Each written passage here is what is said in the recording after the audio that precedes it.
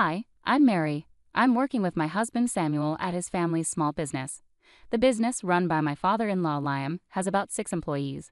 Liam is quiet and doesn't get involved much in day-to-day tasks. Instead, Samuel, who will likely be the next president, is very dedicated and works hard with clients and new projects.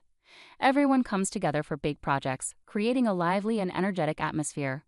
I've been a part of this for 8 years since marrying Samuel. Recently, my mother-in-law Amanda has expressed some concerns about me being involved. When I came home early to make dinner while Samuel worked late, Amanda confronted me, saying, "How long are you going to stay in our family business?" It seemed like she was more focused on criticizing me than enjoying her retirement. In response, I kept calm and asked, "What do you mean by clinging?" Amanda jumped in, suggesting that my marriage to Samuel was just a way for me to get a job at their company and that I was taking advantage of it. This wasn't the first time she had made such accusations, and it was becoming a regular issue. When I married Samuel, I chose to leave my old job and join his family's business because I wanted to, not because I had no other options, as Amanda seemed to think. I tried to explain, "Mom, it's not that I couldn't work elsewhere. I chose to be here." But she didn't seem to understand and continued to believe her own assumptions about my reasons. The tension with Amanda went beyond just words. Even though she had promised to manage the household after retiring, she didn't help out much. Instead, she insisted, "I've worked all my life. Now it's the daughter-in-law's turn to handle the household duties." So I often ended up managing dinner and cleanup. One afternoon, I mustered up the courage to talk to Amanda about a problem that had been bothering me. "Amanda," I started carefully, "I've noticed that there are often dirty dishes left in the sink. It would really help if you could clean up after yourself." Instead of responding calmly, Amanda reacted angrily. She accused me of overstepping my role as a daughter-in-law and trying to impose rules in her home. I was worried about dinner getting delayed because of this argument, so I tried to stay calm and suggested, "Mom, let's talk about this later. I need to start preparing dinner." Amanda agreed and went to the living room, leaving me to focus on getting the meal ready. Both Liam and Samuel had seen Amanda's harsh treatment of me and tried to step in when they could, but their efforts often seemed to have little effect.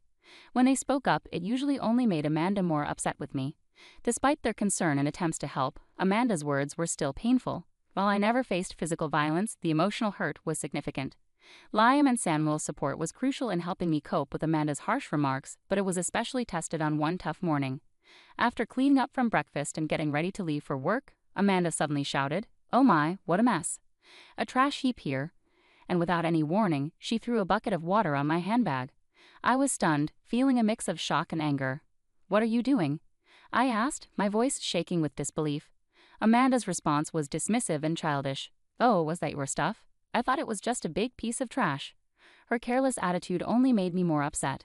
"Even if you thought it was trash, who pours water on it?" I asked, struggling to understand her lack of concern. As I sat across from Amanda in the morning light, she looked cold and determined, as if she had made up her mind to take a drastic step. "What kind of reasoning is that? Now the carpet is soaked, and what about the vacuum cleaner?" I said, frustrated and confused, as I tried to dry my important work documents. Amanda, with a chilling indifference, said, "You don't need to go to work anymore." I was completely bewildered. "Excuse me?" I replied, stunned and in disbelief. Amanda's next words felt like a sharp blow to my heart. "You've been clinging to this house for 8 years, but today I can finally get rid of you." Her voice was filled with anger and determination I had never seen from her before. I was overwhelmed with sadness and confusion. "Getting rid of me?" I repeated, my voice trembling.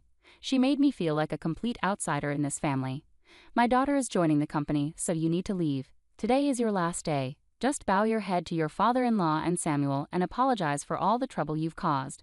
Her mocking laughter only deepened my hurt. She was using my job to force me out. I had dedicated years to this role, building respect and creating memories. I was shocked and heartbroken, struggling to understand how my sacrifices seemed so meaningless to her. "Are you sure about this? Wasn't Emma working in a clothing store in Philadelphia?" I asked, confused and worried. My job was more than just a paycheck. It was important to me. Meanwhile, Emma, my sister-in-law, was apparently tired of city life and wanted to return. She said she was tired of dealing with the cold people in Philadelphia, so I promised her a job when she came back, Amanda said with finality. "She's coming back immediately, and now that she is, I want you out of this house." Her words hit me like a freezing gust of wind.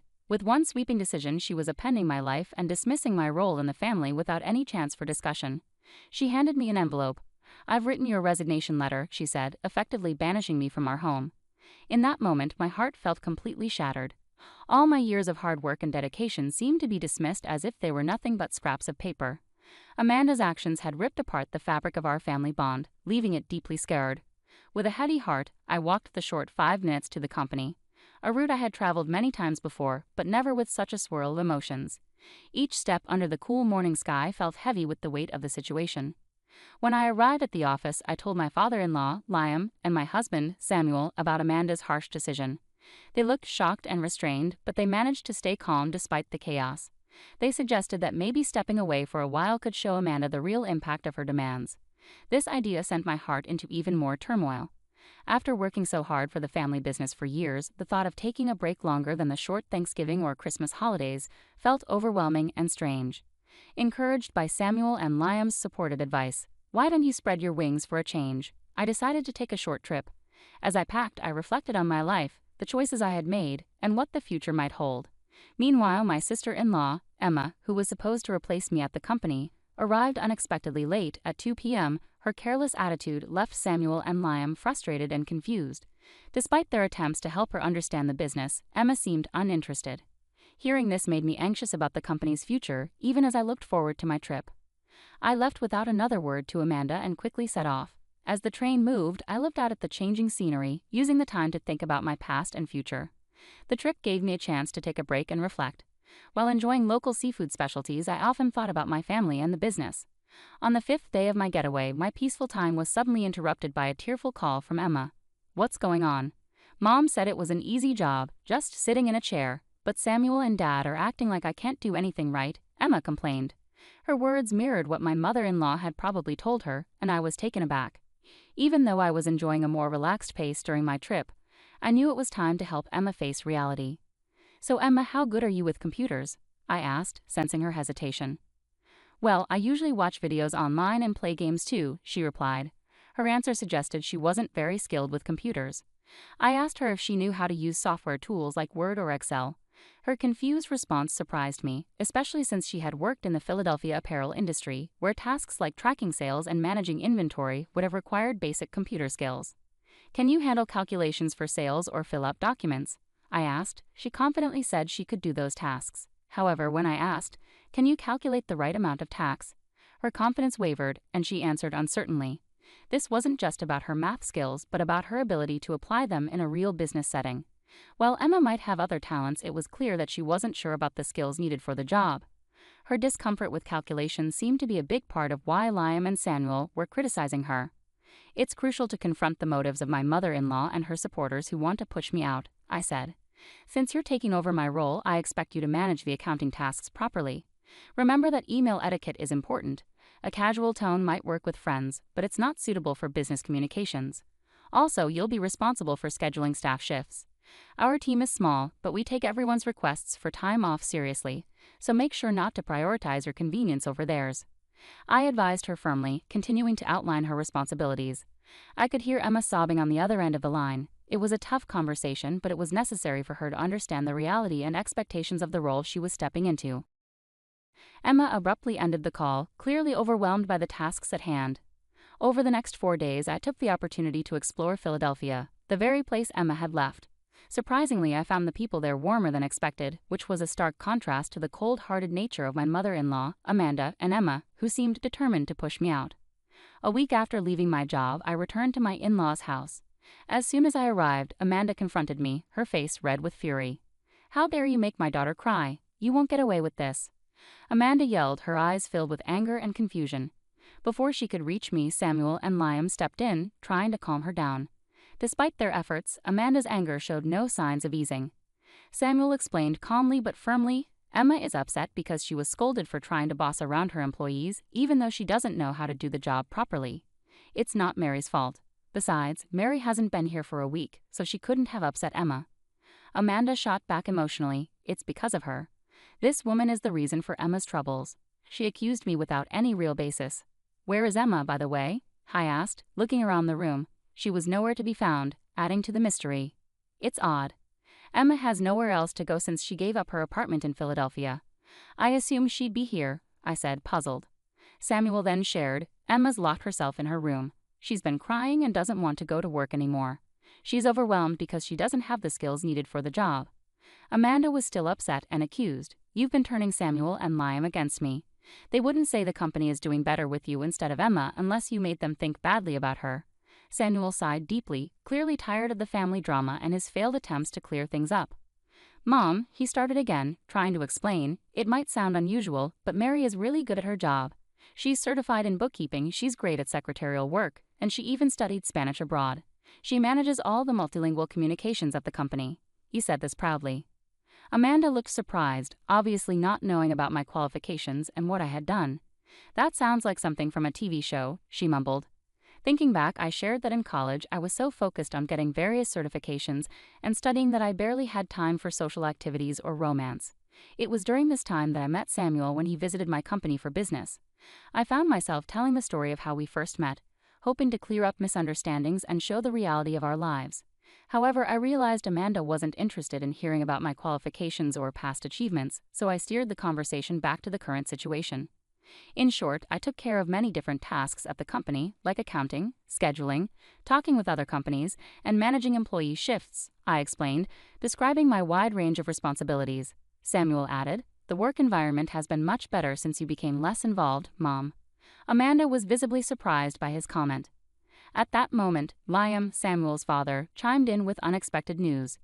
"We're thinking about closing the company soon. Emma made a big mistake. Instead of preparing some important documents, she decided to answer phone calls because she thought it would be more fun.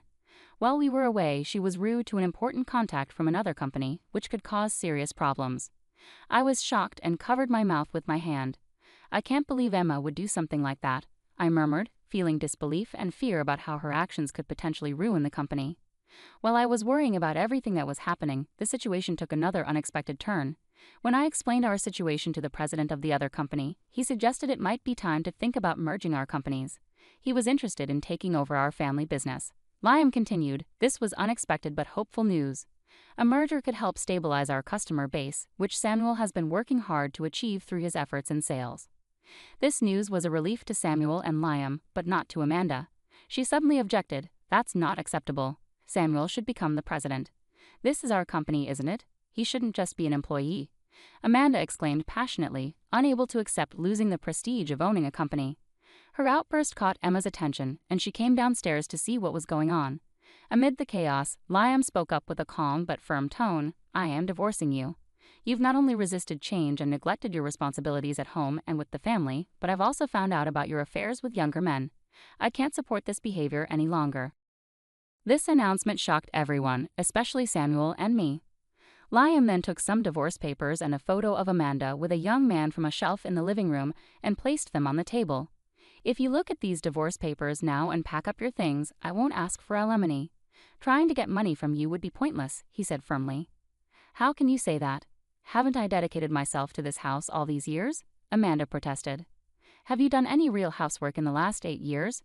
Spending someone else's money on young men doesn't count as devotion to this house," Liam replied, sounding more frustrated than we'd ever heard him. This was the first time we saw this stern side of Liam, who was usually mild-mannered, as he addressed the deep-seated issues in the family. In the middle of all this family drama, seeing Liam, usually so calm and controlled, looking visibly upset was a shock to everyone, especially Emma, who had just walked into the room. She shook slightly, clearly shocked and scared. "Emma, this affects you too," Liam said firmly. "You came back because you couldn't make it on your own in Philadelphia. Now you can't even find a job here, and you act like you're better than everyone else. You've stopped trying to work altogether and seem to be avoiding responsibility. It's time for you to leave this house as well." Emma was stunned, her face showing confusion and denial. "Wait a minute, Dad. Even if Mom has her problems, I'm still your daughter, right?" she protested, desperately trying to hold on to her place in the family.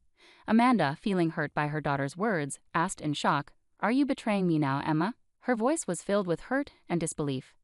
As things got more heated, Liam quickly stepped in to prevent more arguments.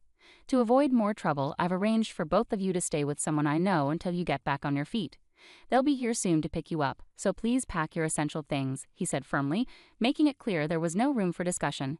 With heavy hearts and no other options, Amanda and Emma packed up their belongings. Soon after, Liam's acquaintance, who managed a factory with living quarters, arrived to take them to their temporary home.